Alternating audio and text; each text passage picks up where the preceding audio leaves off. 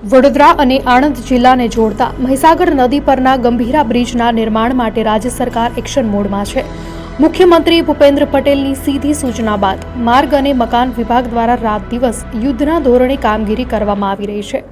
અત્યાર સુધીમાં નવા બ્રિજનું અંદાજે 25% જેટલું કામ પૂર્ણ કરી લેવામાં આવ્યું છે। રૂપિયા 180 કરોડના ખર્ચે બની રહેલા આ 965 મીટર લાંબા બ્રિજ માટે કુલ 22 પિયર એટલે કે થાંભલા બનાવવામાં આવશે, જેમાંથી આંકલાવ તરફ 5 પિયર ઉભા કરી દેવામાં આવ્યા છે। મહી નદીના પ્રવાહ અને ઊંડાઈના પડકારો વચ્ચે 600 જેટલા શ્રમિકો અને હાઈટેક મશીનરીની મદદથી કામગીરી ચાલી રહી છે। નદીના તળિયે 45 મીટર સુધી ઊંડા પાયા નાખીને બ્રિજને અત્યંત મજબૂત બનાવવામાં આવી રહ્યો છે। બીજી તરફ વાહન ચાલકોની તાત્કાલિક સુવિધા માટે જૂના બ્રિજના તૂટેલા ભાગને લોખંડના માળખાથી જોડીને ટૂંક સમયમાં દ્વિચક્રી વાહનો માટે રસ્તો ખુલ્લો કરવાની તૈયારીઓ પણ અંતિમ તબક્કામાં છે।